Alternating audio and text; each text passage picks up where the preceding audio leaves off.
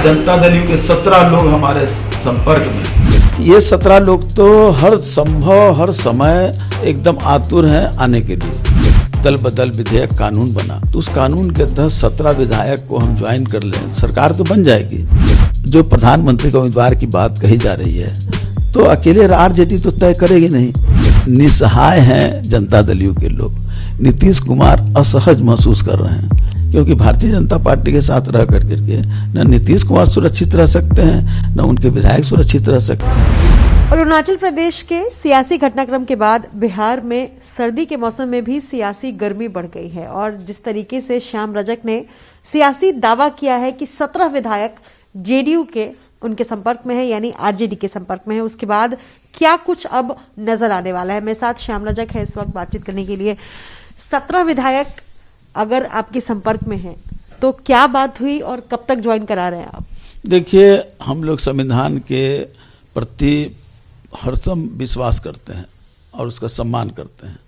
तो संवैधानिक जो मान्यता है या जो अभी दल बदल विधेयक कानून बना तो उस कानून के तहत 17 विधायक को हम ज्वाइन कर लें, सरकार तो बन जाएगी। लेकिन कहीं न कहीं हम अपने आत्मा के साथ न्याय नहीं करेंगे क्योंकि संविधान के हम बड़े पक्षधर हैं। तो इसलिए 28 संख्या होनी चाहिए। ये 17 लोग तो हर संभव हर समय एकदम आतुर हैं आने के लिए। लेकिन अभी भी लगभग 9-10 भी आ जाए तो हमारा संख्या हो सकता है। उसमें भी लोग लगे हैं, वही लोग लगे हैं और आ जाएंगे।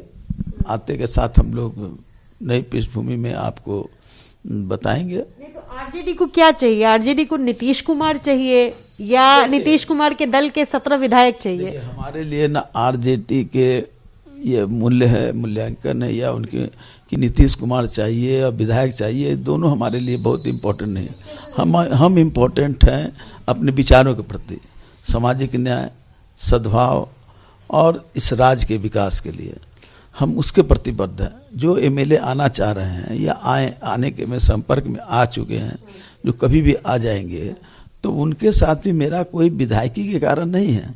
उनके साथ ये है कि वो संकल्प ले कि हम इस धारा के साथ रहेंगे क्योंकि नीतीश कुमार जी तो धारा बदलते रहते हैं। कभी जॉर्ज फर्नांडिस के गुरु मानते रहे और जॉर्ज फर्नांडिस को ही धोखा दिया, चंद्रशेखर जी को धोखा दिया, लालू जी को धोखा दिया, शरद यादव जी जिन्होंने इनको बनाने में एक बड़ा रोल रहा उनको धोखा दिया। यहाँ कभी महागठबंधन, कभी भारतीय जनता पार्टी। इसलिए नीतीश कुमार जी ठीक है, नरेंद्र मोदी के वैकल्पिक एक व्यक्ति हो सकते हैं, लेकिन उसके लिए नीतीश कुमार जी को अगर आने का शौक है या आने की इच्छा है तो वो आए। लेकिन आने के पहले उनको इस बात का दावा देना होगा, संकल्प लेना होगा कि अब मैं अपने विचारों के प्रति प्रतिबद्ध हूँ, न कि कुर्सी के प्रति प्रतिबद्ध हूँ। तो हम जो प्रधानमंत्री का उम्मीदवार की बात कही जा रही है तो अकेले आरजेडी तो तय करेगी नहीं। जो हमारा महागठबंधन है, कांग्रेस हो, राजद हो, वामपंथी मोर्चा है या अन्य जो साउथ की पार्टियां हैं, सुश्री ममता बनर्जी हैं, ये सब लोग मिल करके मंथन करेंगे और उसके बाद अगर निर्णय हो जाएगा तो प्रधानमंत्री का भी उम्मीदवार बन सकते हैं। लेकिन ऐसी कोई दावा हम नहीं कर सकते हैं अकेली राष्ट्रीय जनता दल कि उनको हम प्रधानमंत्री का उम्मीदवार बनाएंगे। ये तो सर वो हो गया ना कि उदय नारायण चौधरी ने जो कहा कि हम प्रोजेक्ट करेंगे 2024 में नीतीश कुमार को, तो आप जो है अब डैमेज कंट्रोल कर रहे हैं। नहीं, डैमेज कंट्रोल नहीं कर रहे हैं। उदय नारायण चौधरी जी हमारे पार्टी के वरिष्ठ नेता हैं, उनके व्यक्तिगत विचार हो सकते हैं। ये भी मेरे जो पार्टी के द्वारा जो वैचारिक जो चिंतन हुआ है उसमें ये बात है और मैं इस बात को सत्यता है कि अकेले राष्ट्रीय जनता दल किसी को प्रधानमंत्री उम्मीदवार कैसे बना सकता है। 17 विधायक जो आपके संपर्क में हैं, उन्होंने कोई कारण बताया होगा कि हम क्यों पार्टी छोड़ना चाहते हैं या क्यों आरजेडी में? उनका कहना है कि हम सुरक्षित नहीं हैं और हम अपने जो जिस लिए जनता के लिए जीते हैं उस जनता की महत्वाकांक्षाओं को पूरा नहीं कर सकते हैं। क्या लग रहा है कि जेडीयू क्या करेगी आगे चलकर? विलय हो जाएगा जेडीयू का? अब वो तो उनके ऊपर है, मेरे ऊपर तो है नहीं। वो अगर आना चाहेंगे तो आए, लेकिन मेरे विचार के साथ रहें। आज किसान आंदोलन है, मजदूर बेहाल है। आपको क्या लग रहा है कि जेडीयू का क्या होगा, क्या भविष्य है? जेडीयू का तो भविष्य अब नहीं है। जेडीयू का भविष्य यही होगा कि उनको कहीं ना कहीं जाना होगा और वैचारिकता की बात है, जिसकी उनके विधायक भी, उनके वरिष्ठ विधायक भी जो समाजवादी विचारधारा से आए हैं, उनके लिए तो राष्ट्रीय जनता दल ही अच्छा होगा, लेकिन अब उनके ऊपर है, उनके पाले में गेंद है। खुला ऑफर दे रहे हैं आप जेडीयू के बड़े विधायकों को, वरिष्ठ नेताओं को? मैं कोई आमंत्रण नहीं कर रहा हूँ, मैं एक बात कर रहा हूँ कि वो समाजवादी विचारधारा के रहे हैं, उनके अभी भी रूह में समाजवाद की धारा बहती, अलग है कि वो अभी कुंठित हैं, अभी बहुत ही दुखी हैं, लेकिन उनके अंदर समाजवादी विचारधारा बहती है, वो धर्मनिरपेक्षता के साथ हैं।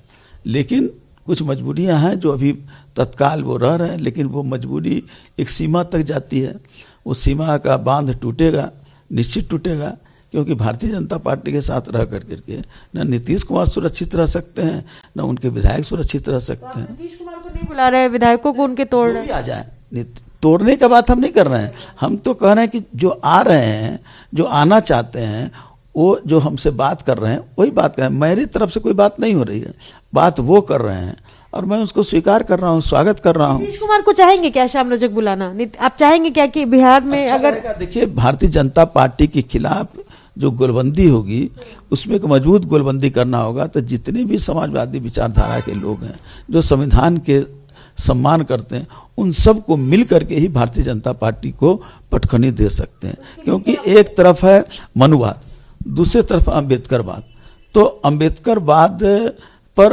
अभी मनुवाद हावी होने की कोशिश कर रहा है।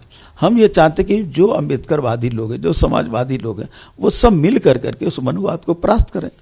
इसलिए नीतीश कुमार भी उस विचार को अगर आते हैं, वो अगर स्वीकार करते हैं और वो ऑफर देते हैं, तो हम स्वागत करने के लिए तैयार हैं। तो नीतीश कुमार को मुख्यमंत्री बनाएंगे अगर आरजेडी के साथ आएंगे? ये बात परिस्थिति क्या बनेगी वो तो उनके द्वारा ऑफर देने के बाद चिंतन होगी। हमारी पार्टी लोकतांत्रिक व्यवस्था में बात करती, विश्वास करती है, और हम सब लोग मंथन कर करके चिंता करेंगे, तभी जाकर के कुछ ऐसा हो सकता है। जेडीयू के अंदर जो चल रहा है उसे आप कैसे देख रहे हैं कि जेडीयू और बीजेपी ने मिलकर सरकार बना ली है, लेकिन अब जो है वो अटल नीति का हवाला दिया जा रहा है। ये कहा जा रहा है कि भाई जेडीयू की तरफ से बयान दिया गया जिसमें कहा गया कि आपने जो है हमारे विधायकों को शामिल करा लिया, दूसरी तरफ जो दूसरे नेता है वो कह रहे हैं कि नहीं नहीं सब कुछ सही है। तो आप कैसे देखते हैं, आरजेडी कैसे देखती है? निसहाय हैं जनता दलियों के लोग। नीतीश कुमार असहज महसूस कर रहे हैं और मैं तो उनके साथ रहा हूँ। मुझे भी दुख होता है उनकी असहजता के कारण। एक अच्छे नेता, अलग है कि 71 से 43 हो गया और आज भी कहा जा रहा है कि वो सबसे बड़े पार्टी हैं। संख्या घट रही है, जैसे दिन बड़ा हो रहा है 25 के बाद, और उनका दिन घट रहा है। अध्यक्ष पद वो अपने उत्तराधिकारी को दे दिए और वो इतने तानाशाह हैं, उसका सीधा सबूत है कि संगठन के पूरी प्रभार तो उन्हीं को दिया गया था अभी तक, लेकिन क्या कारण 71 से 43 हो गया। ये कारण है कि उनके जो उत्तराधिकारी हैं उनका कार्यकलाप, उनकी जो विचार, उनके जो वक्तव्य वो लोगों के बीच मिल करके करने वाला नहीं है। तो इसीलिए, और भारतीय जनता पार्टी इनकी बात नहीं सुनती, न बात करती है। कहाँ अमित शाह, कहाँ नरेंद्र मोदी, कहाँ जेपी नड्डा, अब उनको भूपेंद्र यादव जैसे भी समय नहीं मिल रहा है। तो उन्होंने असहजता के कारण उन्होंने अध्यक्ष पद को छोड़ दिया कि वो किसी तरह चलाए। अब वो रामचंद्र बाबू ही बातचीत करें बीजेपी से, क्योंकि मुख्यमंत्री जी तो थक गए हैं बात करने की ऑफर देते देते। इस बार चूड़ा दही में जो है नई खिचड़ी में देख सकती हूँ, खिचड़ी के बाद देखिए, चूड़ा दही या खिचड़ी हमारी मकर संक्रांति का, ये हमारी संस्कृति है, धर्म नहीं है, संस्कृति है। और भारत की संस्कृति तो रही है कि अनेकता में एकता। तो निश्चित जब समय बदला है, अब तो वर्ष भी बदला है, संवत भी बदलेगा, तो निश्चित जब नई चीज होती है तो कुछ कुछ बदलता है, बदलेगा निश्चित। धन्यवाद। तो इस बार जो है वो बिहार की राजनीति, अगला साल आने वाला है, लेकिन राजनीति जो है बिहार की धीरे धीरे करके गर्माहट अलग तरफ ही इशारा कर रही है। और जिस तरीके से श्याम रजक आश्वस्त दिखाई दे रहे हैं कि 17 विधायक न सिर्फ संपर्क में है, बल्कि चूड़ा दही यानी खिचड़ी के बाद अलग ही तौर पर बिहार की राजनीति देखने को मिल सकती है। फिलहाल इंतजार रहेगा कि बिहार में सियासत का ऊंट किस ओर करवट लेता है। अपने सहयोगी विशाल राय के साथ निधिश्री, एबीपी न्यूज, पटना।